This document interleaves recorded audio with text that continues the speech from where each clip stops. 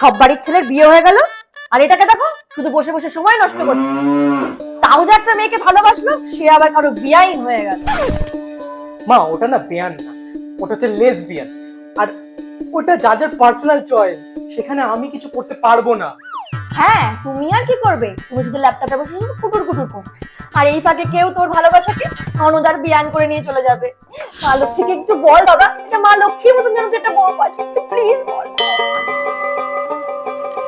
কিন্তু তুমি তা কেন করবে? শুনে রাখো, 1 মাসে তোমার কাছে সময় আছে। যে 1 মাসের মধ্যে যদি তুমি বউ নাই না, মা, আরে তুমি কি ভাবো বলো তো? সবকিছু কি খোলাম করছি নাকি? মানে লক্ষ্মী ঠাকুরকে আমি এক্ষুনি ডাকবো, আর লক্ষ্মী ঠাকুর আমার সামনে এসে বলবে হাই।